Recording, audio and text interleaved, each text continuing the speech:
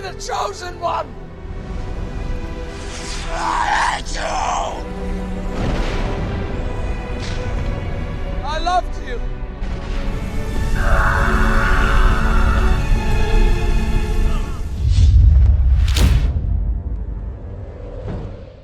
Shields up, Iron Breakers. We're here coming at you with another edition of the Conscast. And in today's episode, we're going to be talking about Star Wars. Because despite what some of you guys might know or not know about me, I'm a huge Star Wars fan because back when I was younger, I probably watched that original trilogy more than any person should watch, or just about as much as anybody should watch. I don't know. You make up your own mind about that. But Star Wars was such a massive influence on me that is one of the reasons why I speak English as fluently as I do, is because I just, I heard the actors say the line so many times and I associated the subtitles with the words that were being said by them. And that's how I learned a lot of the things that I know today of the English language. But anyways, moving onwards, the first bit of news that we're going to be covering is EA cancels open world Star Wars game. It's just a regular thing that happens on a regular basis nowadays. I mean, you have facts like the water is wet and the sky is blue, and EA cancels Star Wars games. It's just what they do. You guys might remember a while back when I talked about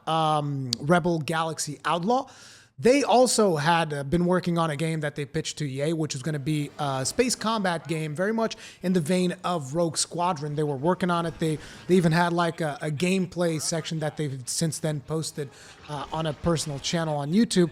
And that gameplay shows the Millennium Falcon shooting down TIE fighters, as well as X-Wings shooting down TIE fighters. And, just having a blast with a space game based around Star Wars. And that would have been something that was going to be so special to me, because I actually prefer the space combat aspect of Star Wars than necessarily all of the Jedi mythos and all of that stuff. I know that I'm probably in the minority there, but whatever. I also like the Jedi. I'm just saying, I really, really appreciated the space combat vibes from Star Wars, and just having a game dedicated to that was going to be something that was going to be amazing for me. But naturally, they pitched this to EA, and EA came back to them as like, no, I mean, you can't do this because we're the ones that own the Star Wars IP, and therefore you guys can't develop this by yourselves, and we don't want you to develop it because we're working in Battlefront 2. Yeah, that was real good. Thanks for that, EA. We appreciate that. But anyways, moving right along, Electronic Arts has canceled its open world Star Wars game, according to 3 people familiar with the goings-on at the company. The game, announced alongside the shutdown of Visceral Games back in 2017, had been in development at EA's large office in Vancouver. So what is this game? Well, this is the game that was being developed by Visceral. I mean, it's not the same game. It is using the assets of that game. So Visceral, best known for its popular Dead Space horror series, was developing its own Star Wars game. That project, codenamed Ragtag, was a linear action-adventure game directed by Uncharted director Amy Hennig. EA Vancouver had been assisting on the project, and when EA closed Visceral Games in October 17th, 2017, the Vancouver studio took it over. But it wouldn't be accurate to say that EA Vancouver Star Wars was the same game as Ragtag. When EA Vancouver took over, it rebooted this Star Wars project entirely, keeping some of the art assets but transforming it into, you guessed it, an open world game. Man, if only they could have done it not just open world, but open world and MMO, then they would hit all of they would hit all the notes, right? That's what the industry wants. They want it open world and with multiplayer. That's what it's got to be, because we can't have a linear action adventure game. Those games aren't interesting in this industry anymore. Let's be completely honest about that. Was that God of War won Game of the Year last year? Well, shit. I guess that kind of breaks that notion that we don't want linear action adventure games, right? I mean, sure, it did have a little bit of openness to it, but let's face it. It was very much a single player game that was friggin' fantastic. And the fact that EA can't seem to get their heads wrapped around the fact that this would be a fantastic game for the fans of Star Wars is just completely infuriating. So let's talk about, there was an update to this article. By the way, this article is by Jason Schreir over at Kotaku. I'm going to put a link to it in the description down below if you guys want to know more about this. It's actually a pretty good piece. Since the publication of this article, I've talked to several more people familiar with EA Vancouver's now canceled open world Star Wars game. This project, which was codenamed Orca, was very early in development, but would involve playing as a scoundrel or bounty hunter who could explore various open world planets and work with different factions across the Star Wars universe. This game was a Han Solo simulator. For those of you that do not know, Han Solo is my favorite character from the Star Wars franchise. So, they canceled a space combat game, which I would have friggin' loved by the people that are working on Rebel Galaxy. And now they canceled a Han Solo simulator. For starters, why couldn't it have been a linear game? Okay, it can't be a linear game because you need players coming back, because they want to monetize on you, because they want to sell you more things. They want to sell you DLCs. They want to keep you coming back to the game. It cannot be a linear single-player game. Can't be. EA can't do those anymore because we don't want them. Okay? You have to understand, we don't want these things. But okay, so they changed it over to an open-world game, and then they canceled it. Now you're like, well, why did they cancel the open world? Because, the open world makes sense. Not to mention it also seems like it's an interesting thing with the, with the bounty hunter and all of that stuff, a scoundrel or a bounty hunter, which could explore various open world planets, Han Solo simulator, exploring the universe of Star Wars. Like, what's wrong with that? And here's what's wrong. This is even the worst part. When EA's top decision makers looked at the roadmap for the next few years, they decided that they needed something earlier than planned release date for Orca. So he was like, nah, dude, that's going to take too fucking long. It's going to take too long to make this game. It's going to take too long. But the interesting thing here is, watch. So they canceled Orca in favor of a smaller scale Star Wars project that's now aimed for much sooner, likely late 2020, which also happens to be around the time that I've heard next gen consoles will launch. I actually had not read this part of the article yet. I hadn't read this part. I was going to bring up this exact point. I was going to bring up the point that basically the reason they don't want to delay the game anymore is they want to have a Star Wars game to launch with the next generation consoles. So there you have it. It's like now they're canceling good games or potentially good games. Who knows if it was going to be a good game? I can tell that the premise sounds particularly appealing to someone like me, but who knows if it was going to be a good game or not. But basically it was canceled because it was going to take too long to make. It was going to take too long, guys. And we need something to be done much faster. So we're just going to rush out a smaller project. Most likely it's going to feature stuff like multiplayer. It might even be a fucking free-to-play game for all I know. But they're going to rush out a new game so that they can release it alongside the next generation of consoles. And I think we can expect this game that they're going to launch out to be pretty much a broken shell of anything, because it's just going to be a rushed project. They're just going to pump it out. It's not boom. Just let that slide. Just make sure it launches with the next generation consoles because people will buy it. I'm afraid I'm going to have to let you in on a little something here, EA. The Star Wars fandom has been pretty much scarred. Not just by you and Battlefront 2 and all this other bullshit, but by the movies themselves, which is another topic that I want to bring up today.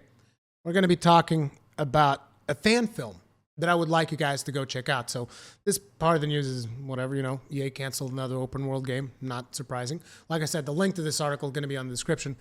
Now let's talk about something else.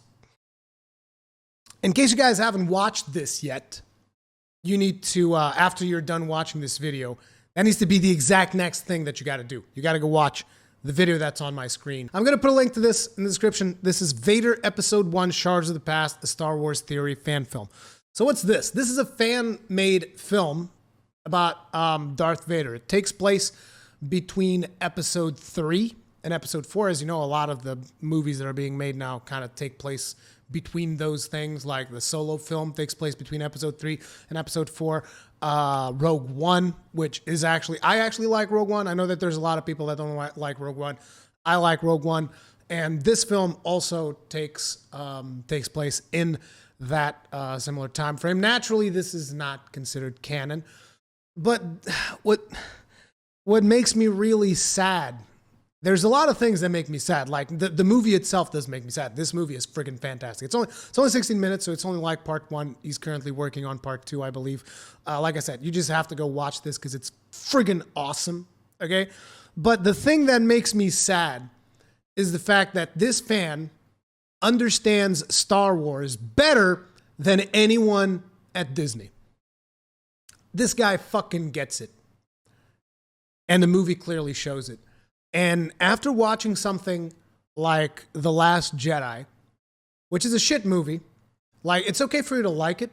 You know, that's fine. You can like The Last Jedi. I like a lot of bad movies. There's a lot of bad movies that I happen to enjoy.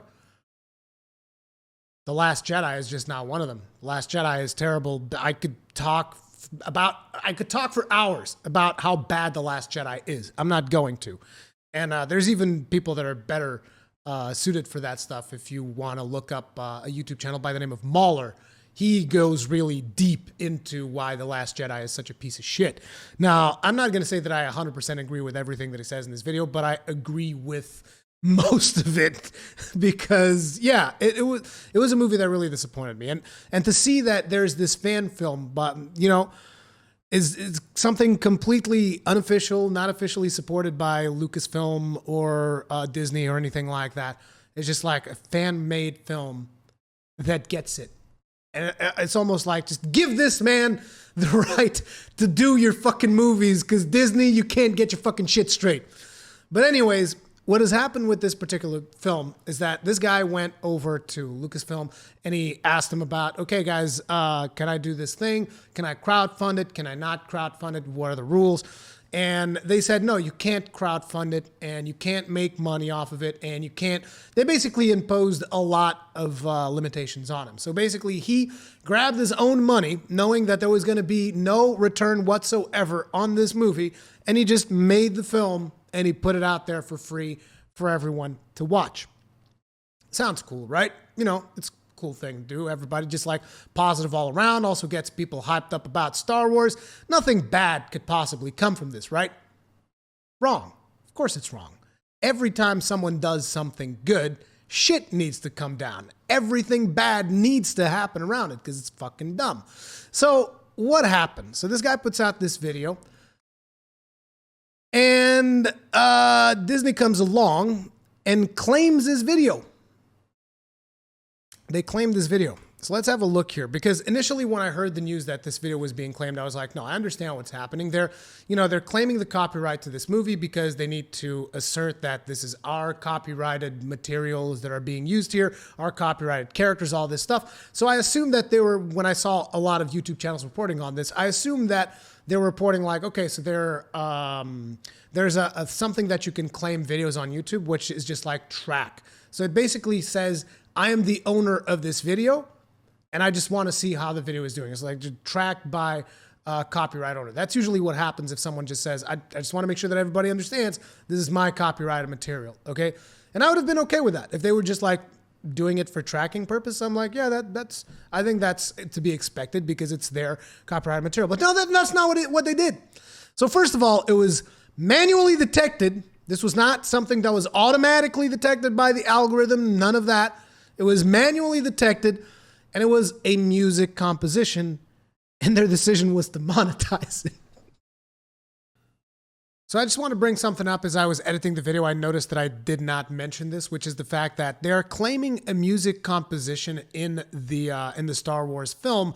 But the interesting thing here is the guy who has made the film, the guy from Star Wars Theory, he's actually said that they've hired a composer who was doing its own music, which was an interpretation of the Imperial March. So the music that they're claiming isn't even their own music. It is just something that was inspired by their music, and they're just saying, no, that's ours, and we're gonna make money from it, which is completely and utter bullshit. I just wanted to point that out. Anyways, carry on.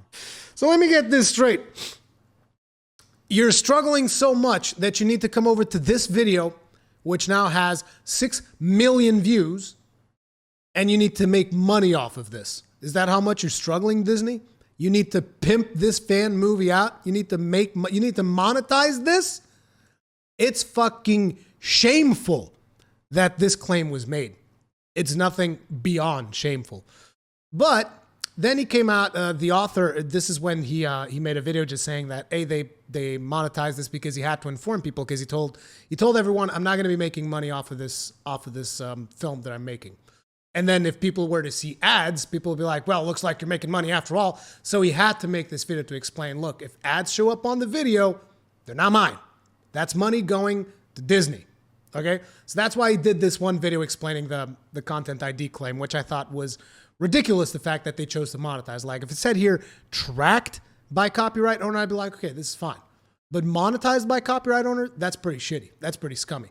But then he made a further video clarifying what was happening. And that right there is where you can clearly see that there is just like a serious fucked up problem in this industry. And I can't even take this serious. I mean, just listen for yourselves. Now, Warner Chappell has come to my network and they basically said, if you appeal this decision, it's ours. We're going to take the money from it. Then we're going to strike your channel, which is YouTube's guidelines, and we're going to delete the video anyways. So I don't want that to happen. And it's very understanding that you wouldn't want that to happen. You would want people to be able to watch this movie that you've clearly worked so hard on. And the simple fact that their decision is like, yeah, we're gonna be making money off of this movie that you paid for, this movie that you made, we're gonna be making money off of it. And if you even try to do anything, we're gonna fucking strike your YouTube channel and we're gonna delete the video anyway. I mean, do I have to say anything else? It's like, what the fuck is happening? Like, what the actual fuck? And the worst part is that he actually, when he went to Lucasfilm, he made them an offer where he said, okay, listen, how about you guys let me crowdfund this movie, and after I crowdfund the movie, you can monetize it, and you can make as much money off of it as you want. He made them this offer. He specifically said, hey, just let me crowdfund it. Let me not have to invest my own money into this. Let me crowdfund this thing, and then you can monetize it, do whatever you want. And they said, no, we cannot be associated with fan films or anything that is not coming out of Lucasfilm. And then they turn around, they're like, well, you know what? It looks like this is actually making good money. I guess we're actually just going to go ahead and do this. So they did not allow him to crowdfund. He made the film himself, and now they're basically profiting off of his hard-earned money. And if you guys have any doubt that this is a high-budget production, I mean, I'm not going to say like it's in the millions or whatever, but this is extremely high quality, what is done here. You really need to watch it to understand. And it just shows you that not only Disney can't get their shit together because they keep making bad movies, like Last Jedi is garbage. Solo, I can't say it's complete garbage, because after The Last Jedi, the bar has been set so low that Solo is like a passable movie. Rogue One I actually really enjoyed. And The Force Awakens was okay. I wish it wasn't as much as A New Hope as it is. I wish they were actually trying to do their own thing. But essentially, it's like if you take the story beats of A New Hope and you take the story beats of The Force Awakens, it's almost like the same movie. And then The Last Jedi is like, garbage tier. And Solo is like, whatever.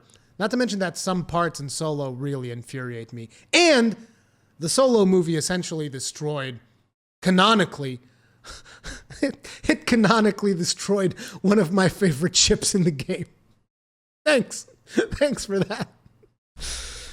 Oh man, I'm so disappointed in this. This is pathetic. It's just pathetic. I have nothing else to say about this. Thank you guys very much for watching. If you enjoyed the video, thumbs up. Consider subscribing if you enjoy my work. And hit the bell notification icon, all that stuff. What do you guys think about all this? Let me know in the comment section down below. And I'll see you in the next one.